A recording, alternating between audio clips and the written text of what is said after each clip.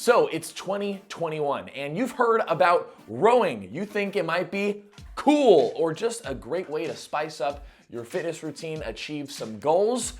But where do you start? What the heck is rowing? How do you get into it? Let's talk about it. For those new to the channel, I'm Austin with Training Tall. You probably can't tell on camera, but I am 6'8".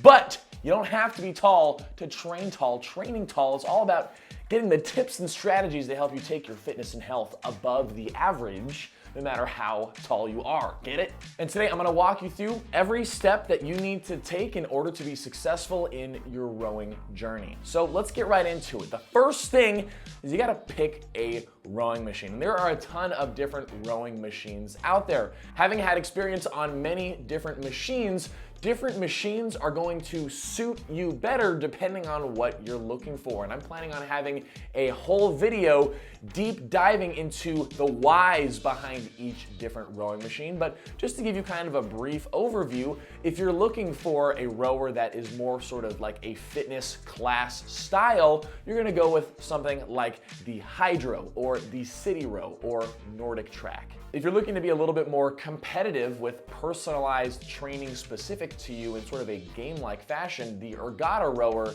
is a great way to go. But maybe you don't want any sort of subscription-like platform, fitness class, or like personalized training programs. Maybe you just want something that's stylish in your home. Just a plain old simple water rower would work for you in that case. Or maybe you're looking for the best value for the quality and the tried and true experience that you can get. In that case, you wanna hop on the waiting list for Concept 2. There are a ton of things to consider when it comes to finding the right rowing machine for you, but generally it is a bit of an investment to get a quality rowing machine. There are a lot of not so great lower quality rowers that are out there that, in my opinion, don't keep you consistent and staying with the journey long enough. So be prepared to invest a few $100s at least. But once you get a machine that's right for you, it's gonna be a good time. So you got your machine, you sit down.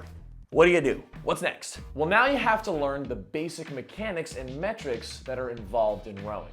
And I've got lots of videos that deep dive into the mechanics of rowing and the metrics of rowing, but at a bare minimum, here's what you need to know. You must make sure that you are sitting properly. You don't want to just sit on the rower without thinking about it. You want to sit forward on your sit bones. You want to untuck your lower back from underneath you, and this is an absolute must. Lower back injuries are so common in rowing, and that generally just happens because we're sitting and not thinking about how we're sitting. So sit forward as you are seated.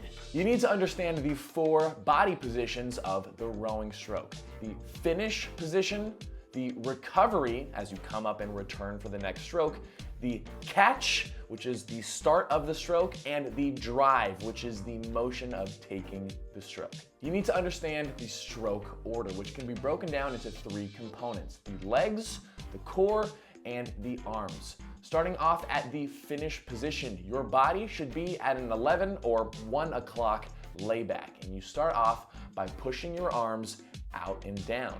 Then you're gonna use your core to lean your body forward from that 11 or 1 o'clock into the forward position 11 or 1 o'clock. Then you're gonna bend at the knees, compress your legs up to the catch. As you drive back, you're gonna push your legs down first, then swing your body back into that 11 or 1 o'clock position, and then pull in the arms. And the goal is to make all of that as smooth as you possibly can, which is gonna take some practice. One of the most overlooked aspects for those that are beginning their rowing journey is grasping the understanding of the metrics of rowing. And the main metrics to be aware of are your intensity and your rhythm. Generally in the rowing world, your intensity should be displayed as the split per 500 meters. This essentially shows you at your current intensity level how fast your boat would finish 500 meters. You can think of this as a fitness watch telling you your pace per mile. If you started running faster, or on the rower, you started rowing harder with more intensity, your boat moving through the water faster, the split goes down and you get faster. As an example, if you're running at an 8 minute per mile pace, and you start running with more intensity and it goes to a 7-minute 30 per mile pace, that's the same as if you were rowing at a 2-minute 30 pace per 500 meters and you started rowing harder with more intensity and it dropped down to a 2-minute split per 500 meters. That's the general idea. Does that make sense? I hope so. It's so hard to explain. Sometimes your intensity can be shown as watts or calories per hour, but generally those metrics change so much and so frequently because they're so variable that sticking with the split per 500 meter and getting used to reading and understanding that is gonna be your best bet. Now, the other metric to understand is your rhythm, which is shown as your stroke rate or your strokes per minute.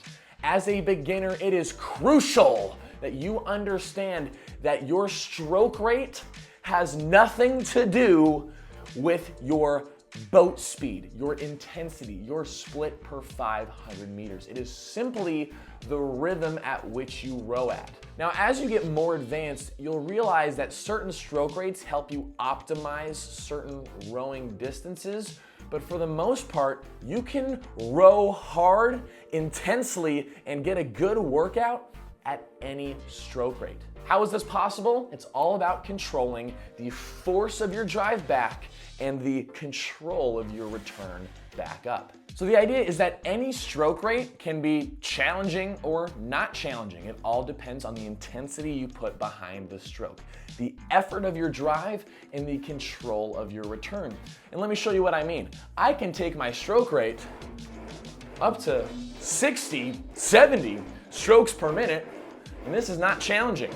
The stroke rate is really high, but the intensity and the form is not very high or good. But now I'll do the exact opposite. I'll keep the stroke rate really low and drive each stroke with a lot of intensity.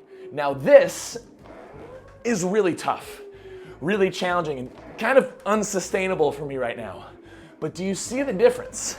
It's about the effort you put behind each stroke, the control of your return, that really defines how intense a workout is. So your stroke rate does not determine how intense or how hard your workout is. Your stroke rate is simply a metric showing you how many strokes per minute you're taking, not how intensely you're taking those strokes. Once you've got a good grasp of the body positions, the stroke order and form, and understanding those metrics of intensity and stroke rate, you're ready to move on to the next step. And this next step is really on you. This is where you need to do some personal work on the inside and figure out and understand what is your goal with rowing.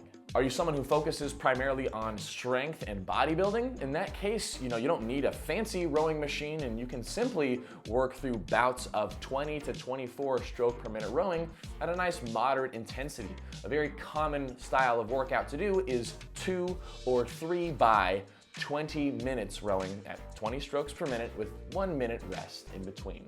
Maybe one of your goals is to build more power and explosiveness and strength with something like rowing, in which case you would want to focus a majority of your training around more high intensity interval training style rows with a variety of stroke rates. Because when you row with maximum intensity at lower stroke rates, kind of like I was doing earlier at stroke rates between 18 and 24 strokes per minute, that's gonna really help you develop strength in your muscles with rowing. Whereas rowing at a maximum intensity at higher stroke rates, like 30 strokes per minute or greater, is gonna help you focus more on the power and explosive side of your fitness. But maybe you're like most and you're looking to use rowing for weight loss, in which case you would wanna have a nice mix of sort of all those different style of rows that we talked about. We want to be getting on the rower and burning some calories, but understanding that the majority of your weight loss is going to come from dietary changes and not just working crazy hard on the rowing machine. You can only row off your calories to a certain extent. There's a lot of lifestyle changes that come with achieving successful weight loss, but having a nice mix of more steady workouts and more intense workouts can give you a nice blend to help you stay consistent with your weight loss goals. And if weight loss is one of your goals, you might be interested in checking out my ebooks, Row Your Fat Off. I've got a 4-week and an 8-week training plan that gives you all the details, structures all the workouts in a fun and engaging way to aid you on your weight loss journey with rowing. Those are over on my website, trainingtall.net. Check it out if you're interested. But to really find success with rowing, it's really important to understand your goal with rowing.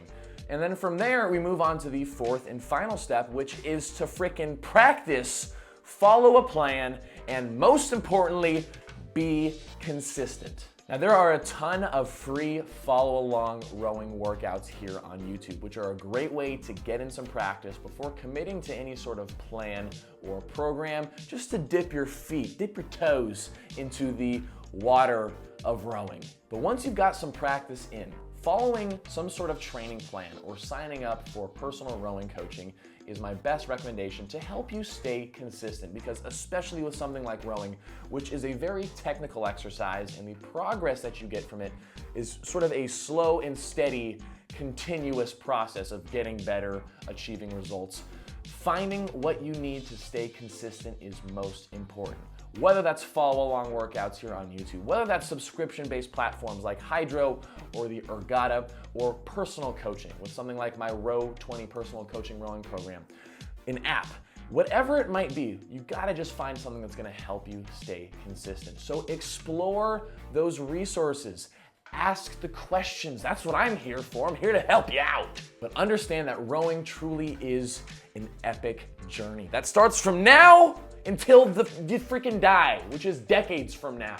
There's a lot of time to get to your results, a lot of time to figure everything out. I'm here to support you along the way. So if you want more rowing resources from me, you can check more of my stuff out over at trainingtall.net, or my app, Just Row, with follow-along workouts every single week in structured training plans. And feel free to ask any questions down in the comment box down below. But I'm very excited for you in your rowing fitness journey. I hope this could help you get on the right track towards getting to where you want to be. So thanks for watching. Leave a like and be sure to subscribe if you're interested in more fitness and rowing content from me.